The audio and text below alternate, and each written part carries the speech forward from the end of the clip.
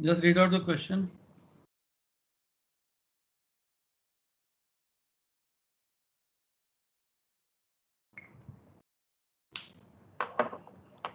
Sunrise कितने बजे? 0605. 0605. And sunset? 1837. 1837. Sunset 1837 0605. We have to find the equation of time.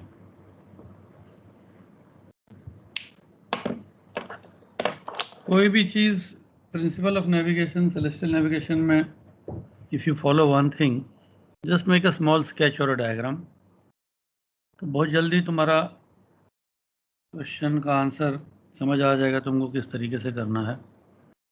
Very easy for you to understand. So किसी ने कर लिया, हो गया आंसर या नहीं? 1 मिनट का भी नहीं है वैसे तो क्वेश्चन. +21.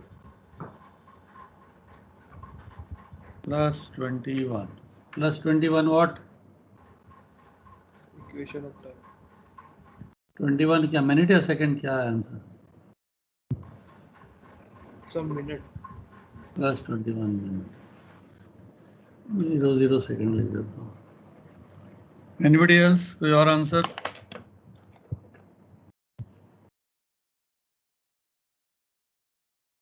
LMT. हाँ, sun rises at 0605 LMT and sets at 1837 LMT.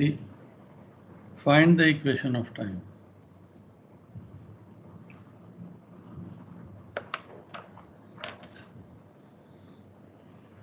किसी और का सेम आंसर आया, कोई डिफरेंट आंसर आया?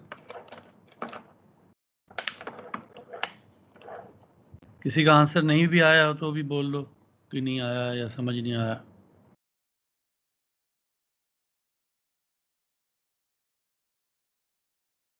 स्केच बनाने से काफ़ी, जिन लोगों को वैसे क्वेश्चन नहीं समझ आया होगा शायद समझ आ गया.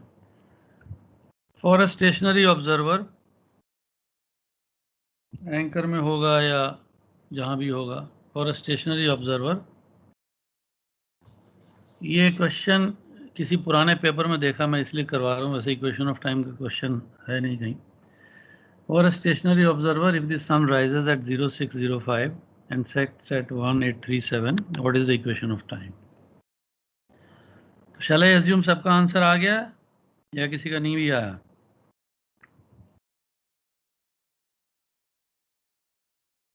सर बता दिए.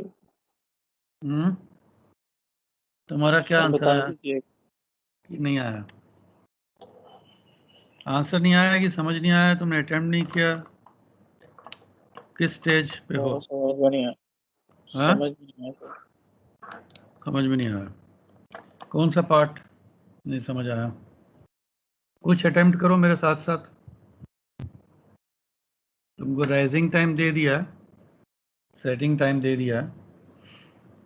इक्वेशन ऑफ टाइम क्या होता है, उसका जो डेफिनेशन या मीनिंग?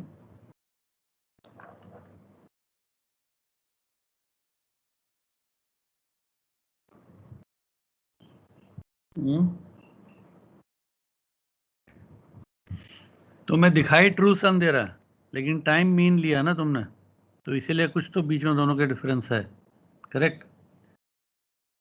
तो लोकल टाइम के हिसाब से मेरिडियन पैसेज कितने बजे होना चाहिए?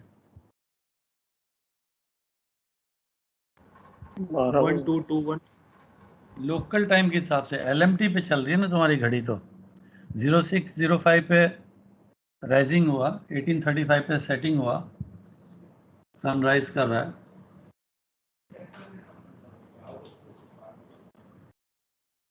तो स्टेशनरी ऑब्जर्वर है, ऑब्जर्वर तो मूव नहीं कर रहा है, इसके हिसाब से मेरिडियन पैसेज कितने बजे हुआ? 1200 आवर्स. 6 घंटे बाद. हाँ, 1200 आवर्स, 6 घंटे बाद. और कोई आंसर? सर दोनों का मीन ले लेंगे. हाँ, दोनों का बीच में होगा ना, सेंटर में। तुम तो कहीं मूव कर नहीं रहे हो, तुम तो खड़े हो। जितना टाइम इधर से इधर आने में लगेगा उतना टाइम उधर से इधर आने में लगेगा ना, है कि नहीं? जितना टाइम यहाँ से यहाँ आने में लगे उतना टाइम यहाँ से यहाँ आने में लगेगा। तो दोनों का मीन क्या है? 1 2 2 1 37 1 2 2 06 05। 1 2 3 2 दोनों का गैप कितना है?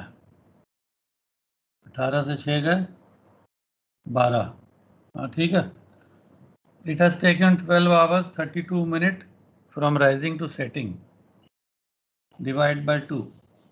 आधा कितना हो गया? 6 hour 16 मिनट। ठीक है या गलत है? ठीक कर रहा हूं मैं?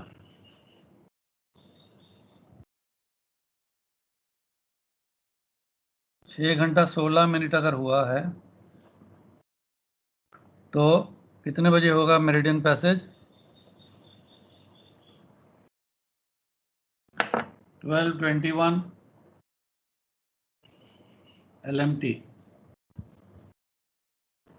12:21 LMT को मेरिडियन पैसेज होगा। इसमें कोई डाउट है या शक है? कोई सही है गलत है? क्या दिख रहा है तुमको? सही है। सही है सर। हाँ, अगर स्टेशनरी ऑब्जर्वर है, जितना टाइम लगा उससे आधे टाइम में मेरिडियन पे होगा ना सन तुम्हारे।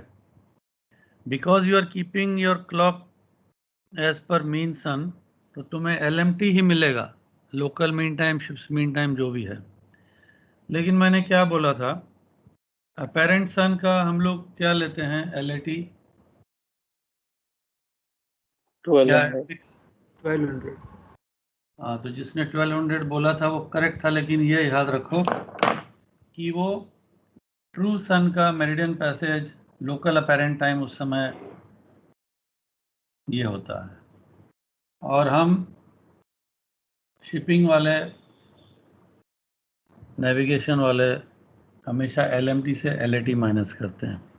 अगर कोई यहाँ पर एस्ट्रोलॉजर है जो एस्ट्रोलॉजी में, एस्ट्रोनॉमी में जरा रखता है इंटरेस्ट, वो लोग उल्टा चलते हैं, उनको छोड़ दो।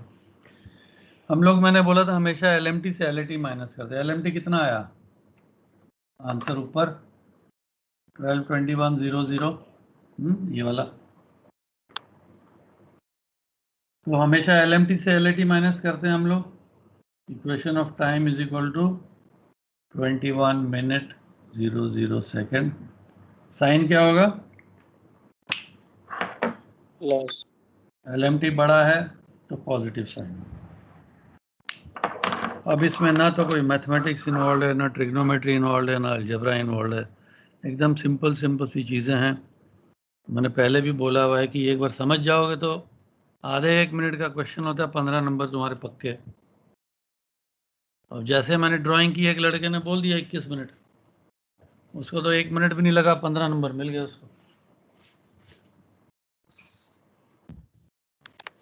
और किसी ने बोला समझ नहीं आया, तो थोड़ा सा मेहनत और करो, समझो, उस हिसाब से चलो। This is true for every topic. Her topic में ऐसे ही है। अगर समझ आ गया तो 1 मिनट भी नहीं लगेगा तुम्हें। अगर समझ नहीं आया तो फिर उलझे रहोगे, कौन सी ड्राइंग बनाऊं, रैशनल हॉराइजन, इक्विनॉक्शियल, इक्लिप्टिक, किस तरीके से। एक बार स्फीयर को, 3 डायमेंशन को समझ जाओगे तो फिर तुम्हें कभी कोई प्रॉब्लम नहीं होगी। So this was just to give you an example of the equation of time. ये तो एक सिंपल सा था, बेसिक इक्वेशन ऑफ टाइम है। तो we will not go deeper, इसमें कॉम्प्लिकेटेड भी है, तुम्हें इंटरेस्ट हो तो तुम आगे कर सकते हो, बट मेरे हिसाब से तो एग्ज़ाम में था नहीं है। Anyway, let's move on. अभी 1-2 चीज़ें और हल्की सी मैं तुम्हें बता देता हूँ, and then we will go on to our topic of the day. एक मैंने और टॉपिक किया था पीछे, प्रिसेशन ऑफ द इक्विनॉक्सेस, जिसमें we had seen that the earth behaves like a very good gyroscope, gyrosphere, and it exhibits all the properties of a gyrosphere, जिस वजह से, because the equator is because the equator is slightly bulging, slightly heavy. So the effect of the Earth and the Sun and the Moon causes it to precess. So what are the effects of precession? अगर कोई question आता है precision तो तुमने समझ लिया और समझा दोगे. ये जायरोस्कोप का जो मैंने बताया था तुम्हें, it behaves like a gyroscope. Torque लगाओगे तो प्रेसेस करेगा, प्रेसेस करने से एक्सिस घूम जाता है. इक्विनॉक्शियल और इक्लिप्टिक यानी इक्लिप्टिक पोल और सेलेस्टियल पोल मिलने की कोशिश करते हैं. मिलते हैं तो वापस पुश मिलता, तो कभी मिलते नहीं है बट एक सर्कल सा बन जाता है. जब सर्कल बन जाता है तो first point of Aries westward shift करता है. जब first point of Aries westward shift करता है तो तुम्हारा साल छोटा हो जाता है. Because the sun, true sun and the mean sun will come and meet early, because the SHA is reducing at the rate of, किसी को याद है how much? 50.2 seconds per year. पूरे सर्कल को 25,800 ईयर्स लगते हैं. So that little bit of moving to the west reduces the tropical year by 20 minutes, for which reason the leap year which comes after every 4 years, century वाले year में leap year include नहीं करते हैं. 3 centuries में 400 साल बाद होता है. अगर 2000 लीप ईयर था तो 2100, 2200, 2300 लीप ईयर नहीं होगा, 2400 होगा. That was just to make sure that all the seasons maintain. Important इसलिए क्योंकि डेक्लिनेशन नॉर्थ है, हम डेक्लिनेशन इक्विनॉक्शियल से नापते हैं तो वो हमारे लिए इंपॉर्टेंट है. So the effect of the recession is, as the first point of iris moves to the westward at an average rate of 50.2 seconds of arc each year, the right ascension of fixed bodies like stars increase by a corresponding amount yearly. अगर SHA कम हो रहा तो RA बढ़ेगा. This you know already, क्योंकि दोनों को मिला के 360 होता है. Second effect ये है, as the plane of the equinoctial changes gradually, there is a corresponding change in the declination of stars as declinations are measured north and south from the equinoctial.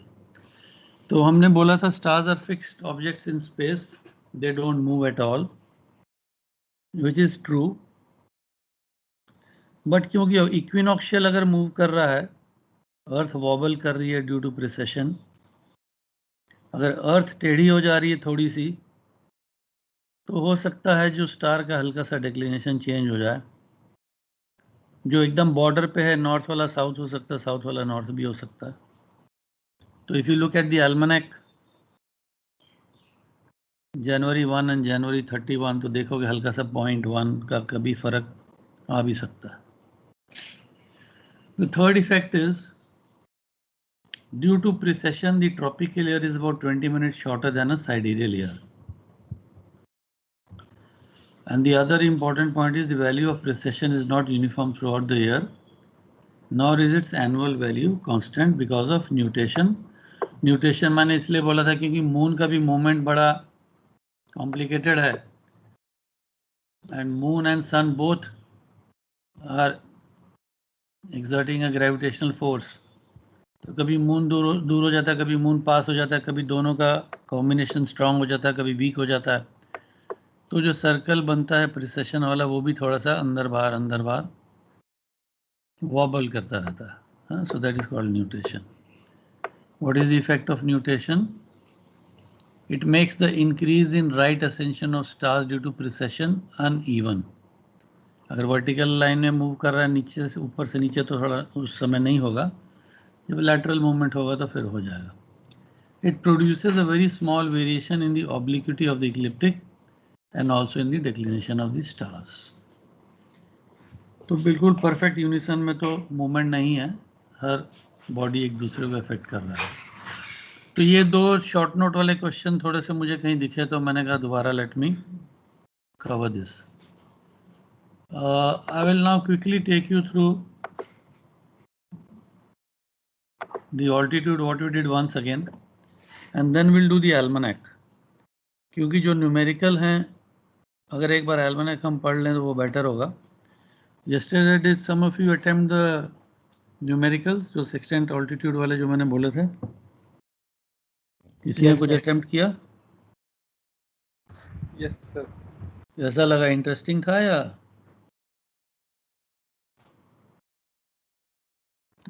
हाँ, समझ आ गया? ठीक लगा या नहीं? ठीक था सर. सॉल्यूशन के साथ है तो इतना इशू नहीं होना चाहिए. सर रिफ्लेक्शन कहाँ से लिया ये नहीं समझ में आया सर. कौन सा? रिफ्लेक्शन सर, वो सेक्शन पे.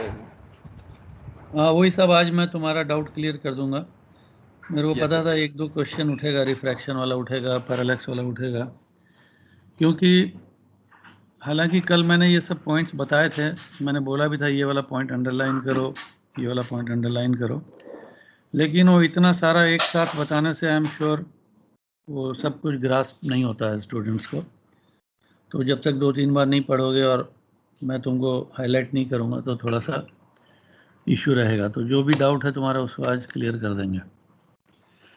सो ठीक है, let me go ahead with this one. एक बार थोड़ा सा और तुम्हारा माइंड फ्रेश कर देते हैं कल जो हमने किया.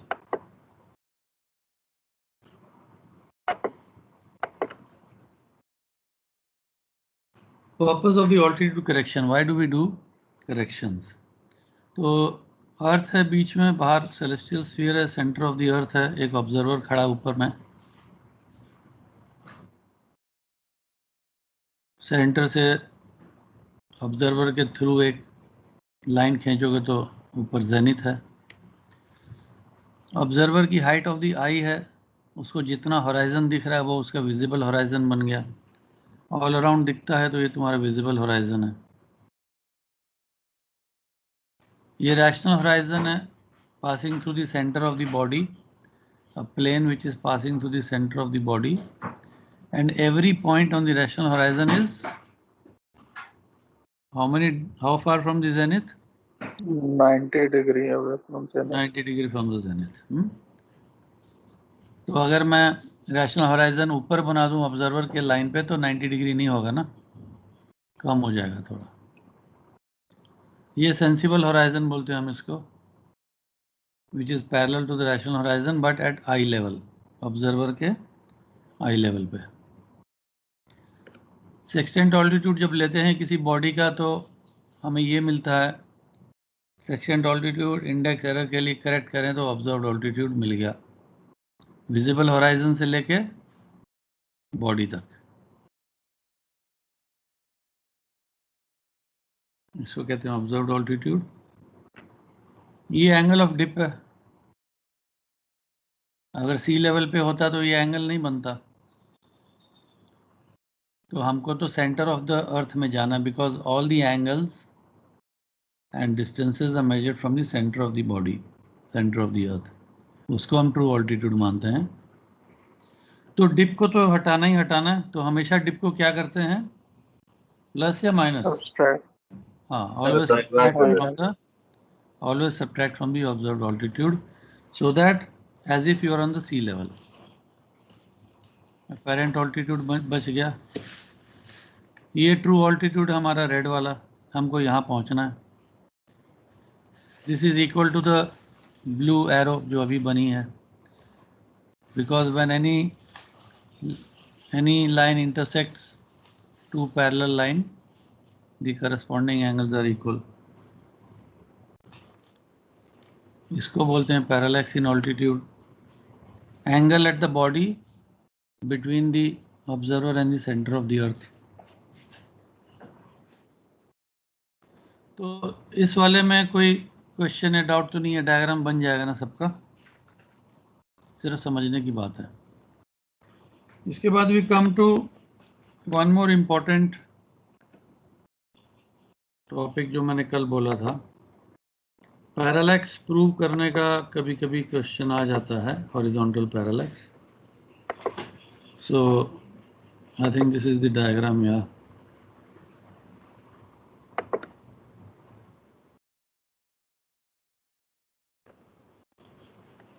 parallax in altitude is the angle at the center of the celestial body contained between the observer in the centre of the अर्थ। अभी हमने जो डायग्राम बनाया था उसमें आप लोगों ने देखा होगा। ट्रू ऑल्टीट्यूड के लिए हमको वो हमने देखा ना, एक्सटर्नल एंगल था उस ट्रायंगल में। ट्रू ऑल्टीट्यूड के लिए हम अपेरेंट ऑल्टीट्यूड को कैसे करेंगे, क्या करेंगे? करेक्शंस उसमें टोटल करेक्शन ऐड या सब्ट्रैक्ट। टोटल करेक्शन या पैरेलैक्स को जोड़ देंगे तो काम हो जाएगा। स्टार के लिए तो पैरेलैक्स 0 है, but there is other phenomena due to the atmosphere like refraction, semi diameter, ये सारे मिला के करेक्शन करेंगे तो हमको ट्रू ऑल्टीट्यूड मिल जाता है।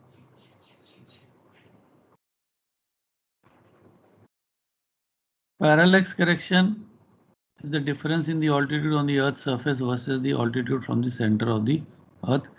It reduces with altitude. It is greatest when the body is at the horizon.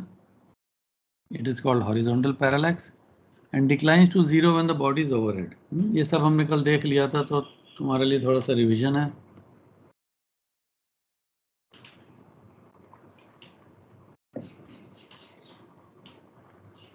Parallax is also proportional to the distance of the body from the Earth. Moon के लिए 1 degree होता है, लेकिन सन दूर है तो 0.15 मिनट होता है मैक्सिमम, जब होराइजन पे होता है। और स्टार के लिए नील है, क्योंकि बहुत ही ज़्यादा दूर है। अगर हमें स्टार डॉट दिख रहा है तो हम भी स्टार को डॉट दिख रहे होंगे। और एक डॉट का क्या रेडियस होता है कि सेंटर ऑफ द अर्थ अलग होगा और सरफेस ऑफ द अर्थ अलग होगा। Dot is a dot, so we don't take any parallax with stars. Okay, now ये डायग्राम को ठीक से देख लो, जो बनेगी तो तुम अगर चाहो तो फटाफट अपने नोटबुक में भी बना सकते हो। बना लो तो अच्छा, प्रूव करना इजी रहेगा, समझ आ जाएगा तुमको जल्दी। अर्थ है, सेलेस्टियल स्फीयर है, ऊपर में ऑब्जर्वर है,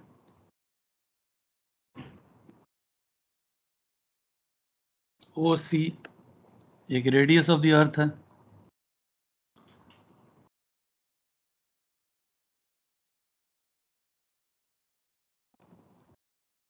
this is parallax in altitude, क्योंकि बॉडी अबव द होराइजन है, बॉडी का कुछ ऑल्टीट्यूड है,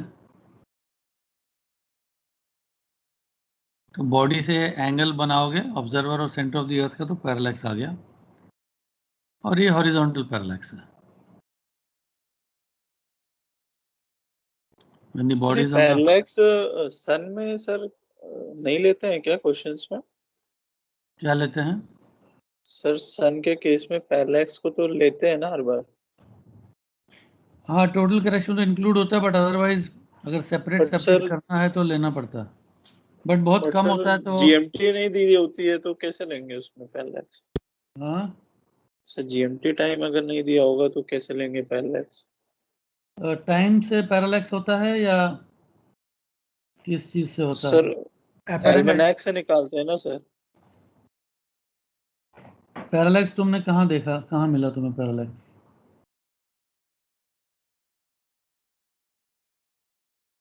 मून का देख के हाँ तुम सर, वो तो एक्टिव। हाँ सर, वो तो मून के लिए होता है सर। मून का तो एल्मेनाक में दिया है, because it is changing, body is very close, तो हर घंटे हर मिनट उसका चेंज होता है पैरेलैक्स। सन का 2 रीज़न है, नहीं दिया है एल्मेनाक में। एक तो सन कंपैरेटिवली बहुत दूर है, मैंने कल बोला था 93 मिलियन माइल्स है, और मून जो है वो काफ़ी नज़दीक है। तो सन से अगर तुम अर्थ देखोगे तो छोटी दिखती है, तो पैरेलैक्स एंगल बहुत कम बनता है। ठीक है, और अभी पिछली स्लाइड में तुमने देखा होगा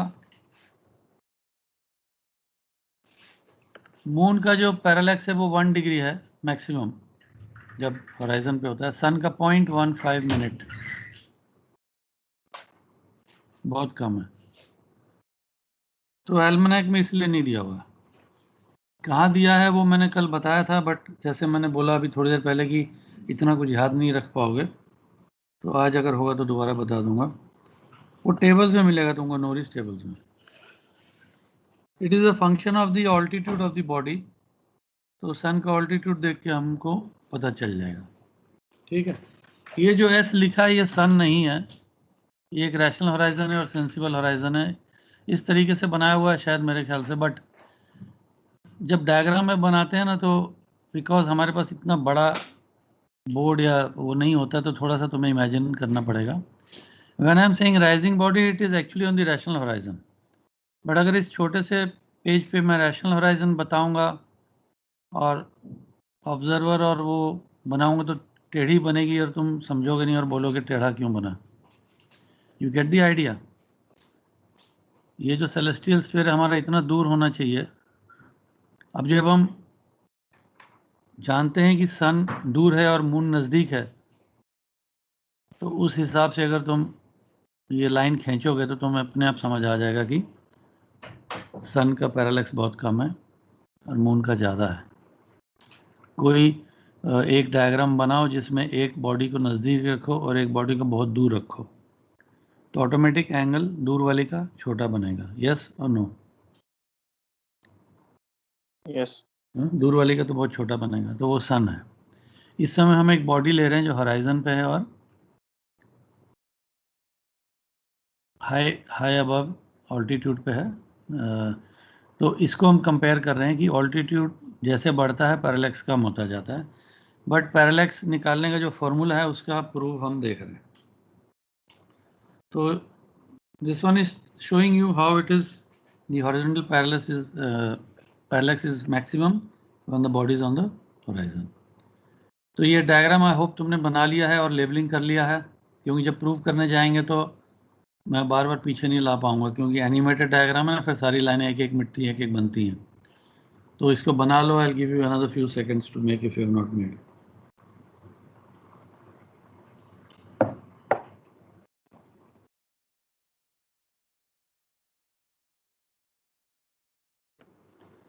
इन the figure in triangle OXC, OXC कौन सा एंगल था?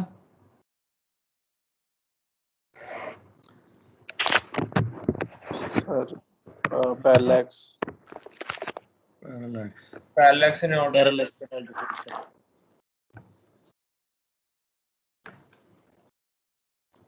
चलो मैं थोड़ा बोर्ड में भी बना देता हूँ ताकि कई लोग हैं जिन्होंने नहीं बनाया होगा।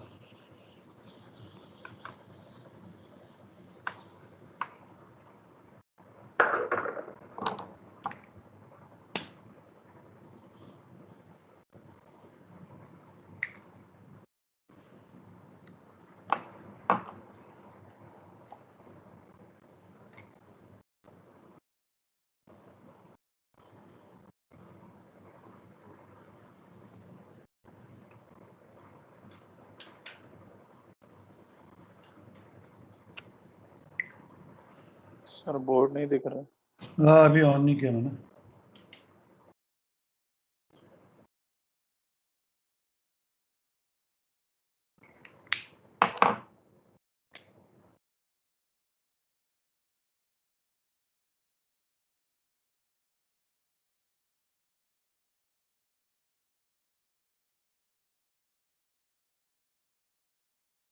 डायग्राम कंप्लीट है या नहीं मैं जरा देख लूँ।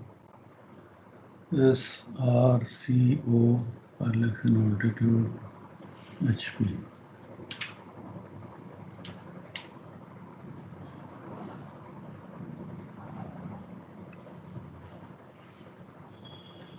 ठीक है ना, और तो कुछ नहीं है? ठीक है, ओके। इस फिगर में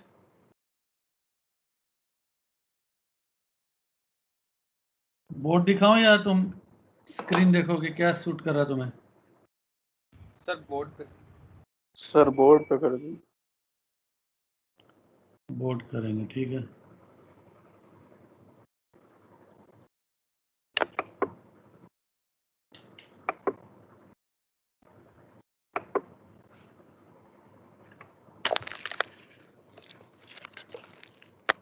ठीक है, अभी ठीक दिखाई दे रहा है? सर शेयरिंग ऑफ कर दो। सर शेयर नहीं हुआ था अभी। अभी ठीक है? No sir. ओके, यस अब सर नाउ लिखते जाओ और मेरे को फॉलो करते जाओ, ताकि तुम्हारा प्रूफ भी हो जाएगा। In the triangle OXC, OXC, जब बॉडी ऊपर है, इस ट्रायंगल में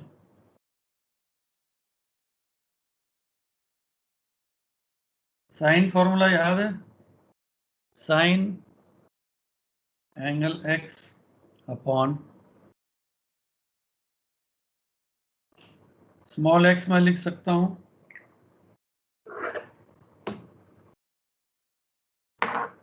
या OC भी लिख सकता हूं।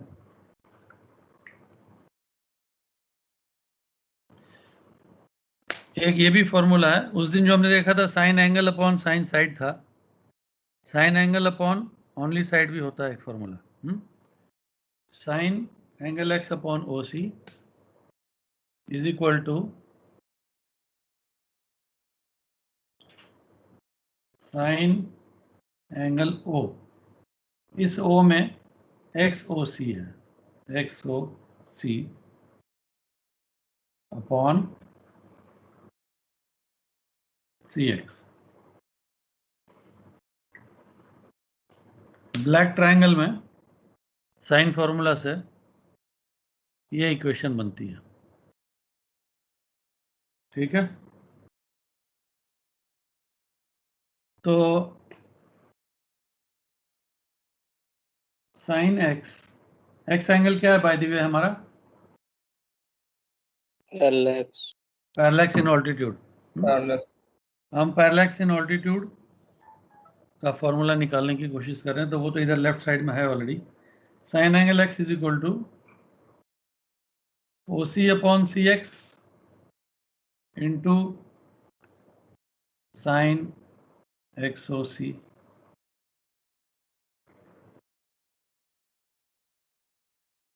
ये OC को मैं ऊपर ले गया, CX, OC upon CX into sin XOC. I hope you all are writing along with me so that you can understand better. Diagram तुमने बना ली होगी, नहीं तो बोर्ड पे है, और लिखते जाओ। तो अगर कहीं पर किसी को डाउट है तो मेरे को पूछ लो। यहाँ तक ठीक है? अब मैं यहाँ लिख देता हूँ sine angle x is equal to OC upon CX into sine XOC। XOC जो एंगल है, इसको अगर मैं तोड़ दूं तो क्या बनता है? ये 90 डिग्री है या नहीं है? COS yes sir. Angle COS is equal to 90 degree. COS, yes और नो? तो COX को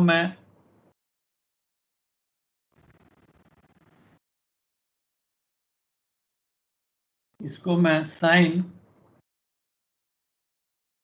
90 प्लस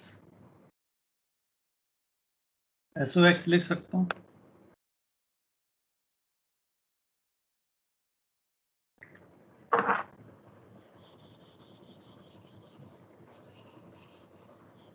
यस और नो? साइन XOC को मैंने कुछ नहीं किया है, इस एंगल को दो में मैंने तोड़ दिया है। एक राइट एंगल है और एक ये एंगल है, इन दोनों को मैंने जोड़ दिया। साइन XOC के बदले मैंने लिख दिया साइन 90 प्लस SOX। ठीक है ना कि नहीं? Yes sir. Yes sir. कोई डाउट है कुछ इसमें? नहीं यस सर। है ना?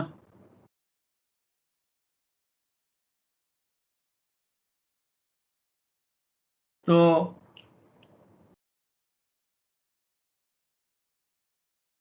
इसके बाद क्या है?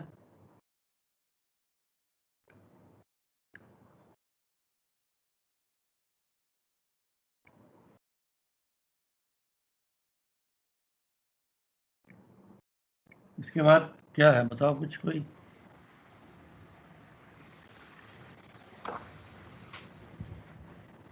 सिंपल ट्रिग्नोमेट्री की इक्वेशन बन रही है और कुछ नहीं है। साइनस रेशियो है। थोड़ा सा अप्लाई करो माइंड।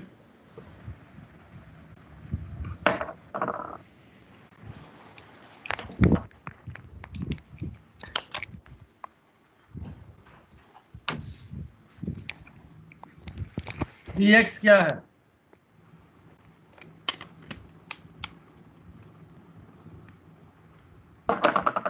रेडियस है सेलेस्टियल स्फीयर का।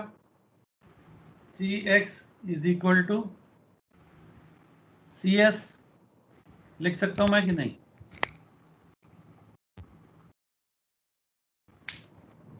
cx is equal to cs yes sir. लिख सकता हूं ना मैं?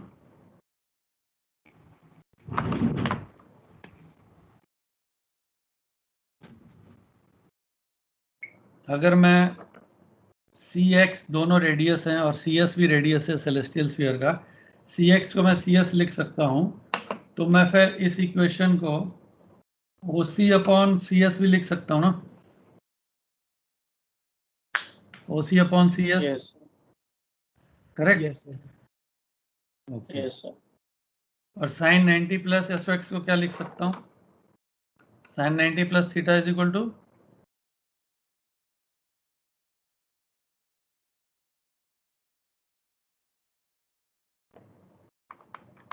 cos theta SOX। ठीक है कि नहीं है? Yes yes sir. सर। है ना? अब इस इक्वेशन को मैं इस तरीके से भी लिख सकता हूं। साइन एंगल x क्या है हमारा? Sine parallel in altitude, sine parallel in altitude is equal to angle x तो पैरेलल इन ऑल्टीट्यूड है ना, तो sine parallel in altitude is equal to OC upon CS क्या है? OC upon CS cos s हाँ cos hp perpendicular upon hypotenuse sin hp sine h sin hp sine horizontal parallax into SOX क्या है? SOX ये क्या था हमारा? apparent altitude cos apparent altitude। Sin parallax in altitude is equal to sin horizontal parallax into cos apparent altitude। ठीक है? अब yes sir. हम फाइनल फार्मूला में पहुंच रहे हैं। फाइनल फार्मूला ये है,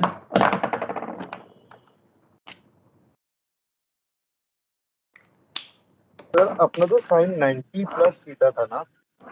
हाँ अपना तो sine 90 sine plus 90 theta angle COX equal to 90 plus theta था। हाँ तो सर वो cos थीटा कैसे? क्या बनता है वो? Sine 90 sir minus cos theta equal to cos theta होता है ना? प्लस क्या होता है फिर? सर वो भी cos थीटा ही होता हाँ cos थीटा ही होता है sir 90 plus theta. All sine tan cos, हाँ कुछ ऐसा होता है मेरे ख्याल से। तुम लोग, मैंने तो ट्रिग्नोमेट्री पढ़ी थी भैया 45 साल हो गए, 50 साल पता नहीं।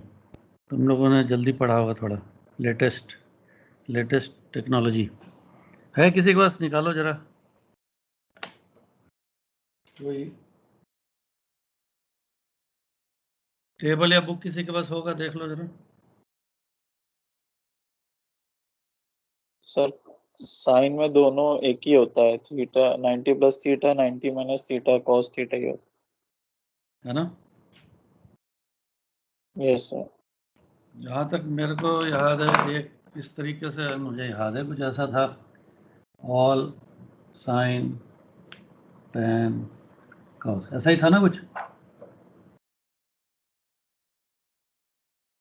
90 प्लस थीटा 90 माइनस थीटा, कुछ मेरे को एग्जैक्ट नहीं याद है कैसे था, बट चेक कर लो। मेरे ख्याल से 90 प्लस सही थीटा, है सर। हाँ सही है ना? 90 प्लस थीटा भी कॉस थीटा ही होता है। कॉस थीटा होता है ना। मैंने कल भी बोला था, परसों भी, भैया फटाफट पढ़ लो अपना ट्रिग्नोमेट्री, ज्योमेट्री, अलजेब्रा जो है, रोज काम आएगा और फेज 2 तक काम आएगा, तो उसको अवॉइड करके फ़ायदा नहीं है।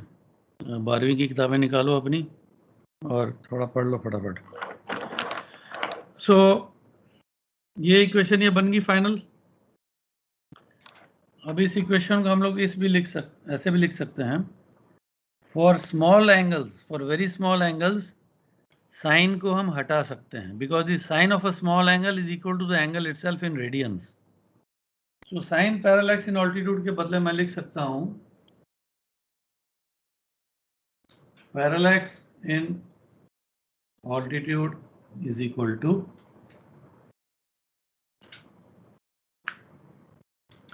Parallax in altitude is equal to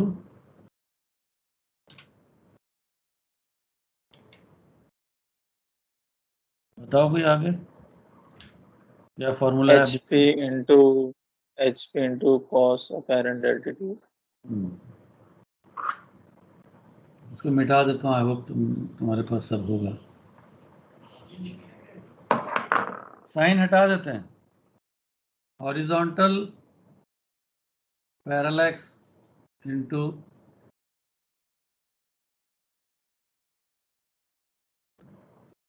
cos apparent altitude, ये फाइनल फॉर्मूला है जिसको हमने अभी प्रूव किया है।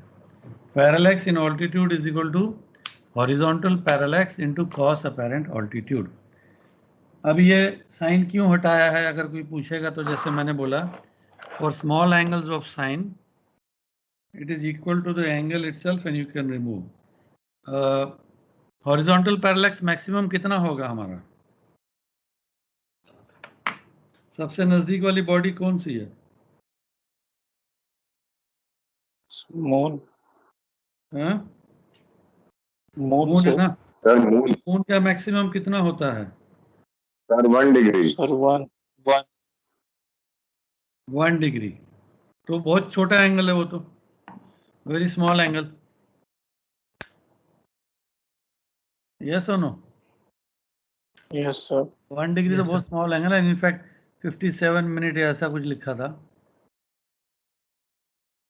कुछ इस तरीके से लिखा था। तो फॉर वेरी स्मॉल एंगल्स, मैं जस्ट तुम्हें बता देता हूँ कहाँ लिखा है और उसको तुम कैलकुलेट कर लो। साइंटिफिक कैलकुलेटर है तुम्हारे पास तो निकाल लो 1 मिनट के लिए। I will just share the screen and show you.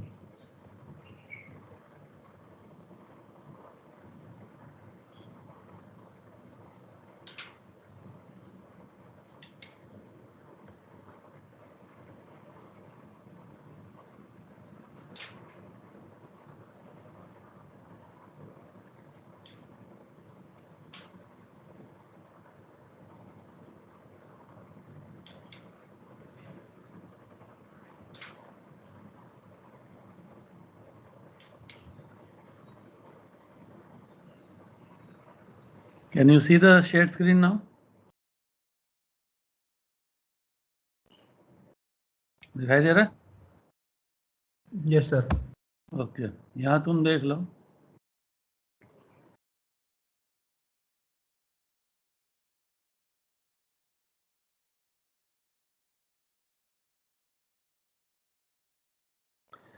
सबसे नीचे लिखे, as the sine of a small angle is equal to the angle itself in radians and as both parallax in altitude and horizontal parallax are small angles, therefore parallax in altitude is equal to horizontal parallax and cos apparent altitude. तो ये क्यों है नहीं है, ये थोड़ा trigonometry की book में तुम देखोगे और डिटेल्स में तुमको सारा मिल जाएगा। तो अगर ये बड़ा एंगल होता तो नहीं चलता। जैसे मान लो 20 डिग्री होता तो नहीं चलता, because it is less than 1 degree, so we are able to remove the sine. As the sine of a small angle is equal to the sine itself in radians, हम लोग इसको हटा देते हैं। किसी को मालूम है इसका आंसर? जो मैथमेटिक्स में थोड़ा तेज होगा वो बता देगा।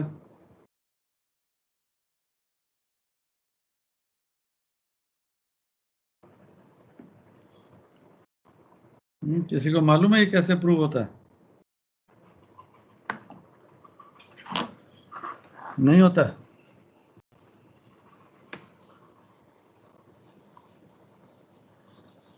सबके पास साइंटिफिक कैलकुलेटर है हाथ में या नहीं है? मुझे आज तक किसी ने जवाब दिया नहीं वैसे कि कैलकुलेटर है हमारे यस सर। यस सर है ना? तो 1 का साइन कितना होता है बताओ मेरे को।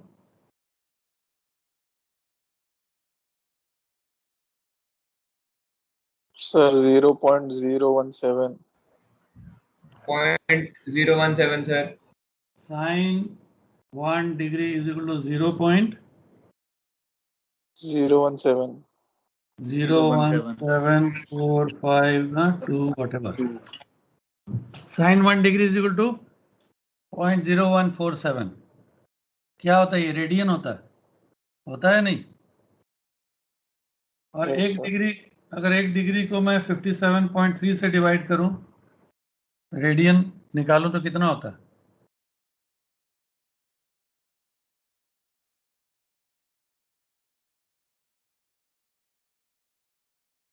एक डिग्री को रेडियन में कन्वर्ट करूं तो कितना होता है? सेम सर 0.01 0.01745, हाँ whatever. So अगर ये दोनों साइड, अगर ये दोनों सेम हैं तो मैं साइन 1 को फिर 1 भी तो लिख सकता हूँ ना? यस और नो? Yes sir. तो अब समझ गया ये क्या मीनिंग होता है? The sine of a small angle is equal to the angle itself in radians. तो इसीलिए हम लोग साइन वहां से हटा देते हैं। सो आज सुबह हमने अच्छा एक इम्पॉर्टेंट टॉपिक डिस्कस कर लिया, how to prove this formula. ये कभी कभी पेपर में आ जाता है। इफेक्ट ऑफ प्रिसेशन बता दिया तुम्हें। ऑल्टीट्यूड करेक्शन का डायग्राम दोबारा हमने देख लिया। एक इक्वेशन ऑफ टाइम का न्यूमेरिकल कर लिया। और क्या किया हमने?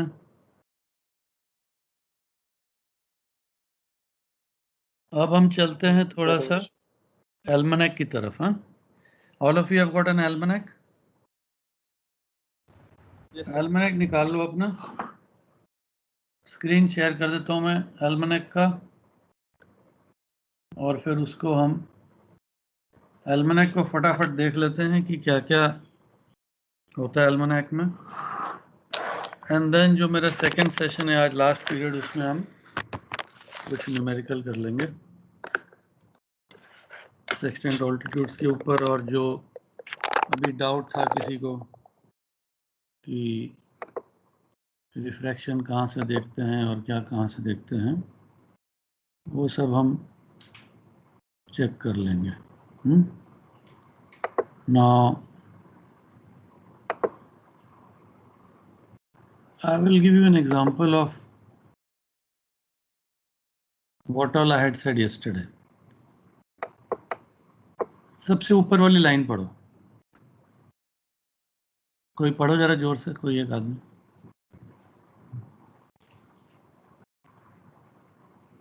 किसने पूछा था वो पैरेलैक्स कहाँ मिलेगा सन का, उसका वो दिया नहीं है? किसने पूछा था ना? तुम ही पढ़ो ये फर्स्ट लाइन ऊपर। Yes, sir. पढ़ो जरा ऊपर का लिखा। Parallax correction for the sun is available in the various nautical tables. हाँ, कल मैंने इसलिए पूछा था आप लोग के पास टेबल है या नहीं है। नॉरिस टेबल में मिलता है। It is tabulated as a function of the altitude. हाँ, तो GMT नहीं दिया, तुम पूछ रहे थे टाइम। तो remember what I said a few days back, अगर तुम लाइन बाय लाइन ये किताब पढ़ोगे ना तो हर एक चीज़ का जवाब है, तुम्हारे हर सवाल का जवाब इस किताब में मिलेगा। बट इतनी बारीकी से पढ़ना पड़ेगा तब जाके मिलेगा, अदरवाइज हम लोग सरसरी तौर पे पढ़ते हैं तो फिर वो काफ़ी पॉइंट मिस हो जाएंगे, we will not realise. And sometimes कोई ऐसी एक लाइन लिखी होगी चैप्टर 1 में या 2-3 में, हो सकता है जिसका रेफरेंस तुमको 8-10 चैप्टर के बाद मिले, तो तब तक तो ऑफ कोर्स याद नहीं रहेगा। तो अगर बुक को बार बार पढ़ा है, किसी ने बारीकी से पढ़ा है, तो वही बता पाएगा कहाँ पर क्या लिखा है। तो मैंने तो ये काफी बार, हाँ क्या हुआ? में मिल जाएगा। हाँ, तो ये एक्चुअली आजकल इतना होता नहीं है ना ऑन बोर्ड ये सारा, but if someone who does this regularly, sites लेना, टेबल्स देखना और ये करना, उनको सारे पन्ने भी बाय हार्ट याद होते हैं कौन से पेज में क्या। बट आजकल तो टेबल हम इतना ज़्यादा यूज़ नहीं करते हैं, कैलकुलेटर्स एंड स्प्रेडशीट्स हैं जिससे सारा काम हो जाता है। But theoretically you should know where it is. So ठीक है, I will now go to the almanac section.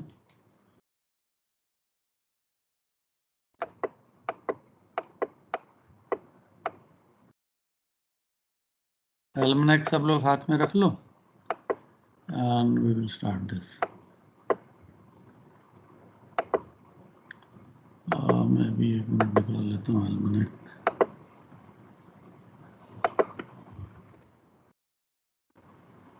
Okay, तो ये almanac का फर्स्ट पेज है तुम्हारी बुक में या तुम्हारे पास कुछ और है?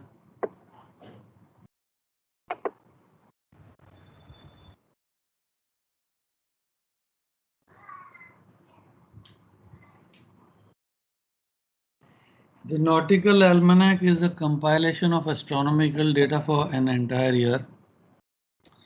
It provides the various information required for astronomical calculation on ships. The contents are listed below in the order in which they appear, together with the brief notes and the layout and use. When studying the layout and contents of the almanac, it is essential to keep an almanac handy and to refer to it regarding each item mentioned below.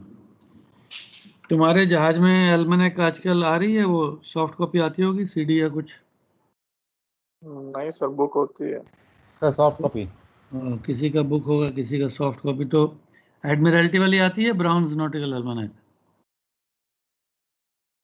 Admiralty वाली आती है sir. किसी के जहाज में browns आती है? Admiralty है sir. No sir, Brown's nautical, हाँ यस सर, ब्राउन वाले। ब्राउन आती है ना, ब्राउन एक बहुत Yes. बढ़िया किताब है। ये बड़ा सा आता है सर, यस सर। हाँ, मोटा हार्ड कवर, छोटा सा हाँ थोड़ा हाँ सा। हाँ। अगर तुम ब्राउन नॉटिकल एल्मनेक अच्छे से पढ़ लोगे ना, तो घर बैठे बैठे ही सेकंड मिड पास कर लोगे। उसमें इतना इंफॉर्मेशन, इतना सब कुछ है। जनरल बुक्स कभी पढ़ोगे, ब्राउन नॉटिकल एल्मनेक, मैरिनर्स हैंडबुक, ऐसे टाइप की, तो इतना इंफॉर्मेशन इसमें है कि नॉलेज तुम्हारा बेस बहुत बढ़ जाता है। Almanac is such a wonderful compilation, such a wonderful publication. अगर किसी ने एल्मनेक पढ़ी है जहाज में, तो वो रियलाइज़ करेगा इतना इंफॉर्मेशन और इतना इंटरेस्टिंग इंफॉर्मेशन इसमें है कि some of you who have not read the almanac or who have not gone through it in detail, you will be surprised to see what all information is available. So let us start this one. The inside of the front cover page contains tables for correction of altitude of the sun, star and planets. The facing page provides similar table for low altitude. So correction of altitude of sun, star and planet, ये देखो altitude correction table, sun star planet, 10 degrees to 90 degrees. तो तुम देखोगे start होता है 9 degree 34 minute, यानी बहुत लो altitude नहीं दिया है। राइट में डिप करेक्शन है, लेफ्ट में ऑल्टीट्यूड करेक्शन है। सन का अलग दिया है, October to March and April to September. Lower limb दिया है, अपर लिम दिया है, डिपेंडिंग तुमने साइड किसका लिया है। And it is a function of the apparent altitude, क्योंकि अपेरेंट ऑल्टीट्यूड को अप्लाई करते हैं ना हम लोग, टोटल करेक्शन लगाते हैं तो हमें फिर ट्रू ऑल्टीट्यूड मिल जाता है। तो इसमें ये जरा नोट करके रखो, ये 3 कॉलम है, we will come to it again. Left column sun के लिए है, सेंटर वाला स्टार एंड प्लैनेट के लिए है। इसमें एक एडिशनल करेक्शन भी दिया वीनस और मार्स का। ये एडिशनल करेक्शन क्यों है, कैन एनीवन टेल?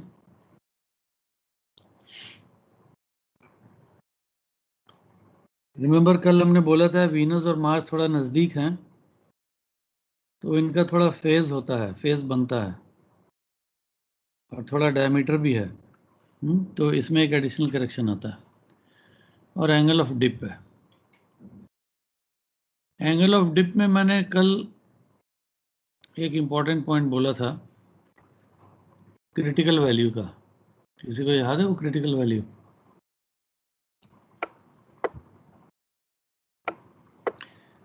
इसमें इंटरपोलेट नहीं करना पड़ता, डिप में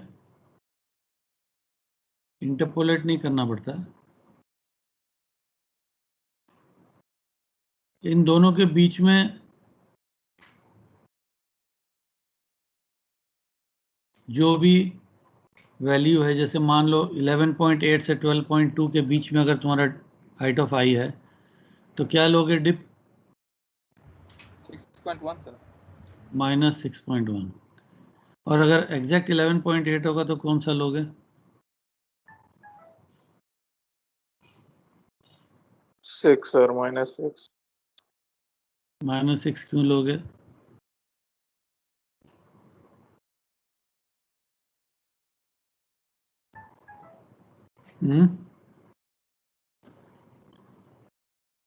जो भी आंसर होगा उसका कोई ना कोई रीजन भी होना चाहिए।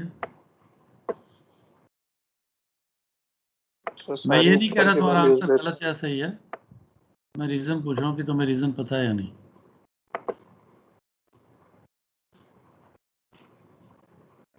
ठीक है, we will come back to it after the break. ये नोट करके रख लो कि काफ़ी बारीकी से देखना पड़ेगा हमको। ये एक पेज में है और फेसिंग पेज में क्या है?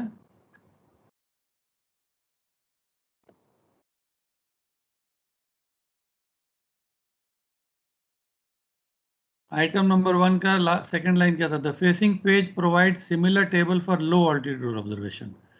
तो पिछले पेज में 10 डिग्री टू 90 था और इसमें 0 टू 10 डिग्री है। तुम देख लो, सन दिया है और स्टार प्लैनेट का कंबाइंड एक दिया है information. So we will stop here. You can go for your break now, and then when we meet again we will continue with this. ठीक है?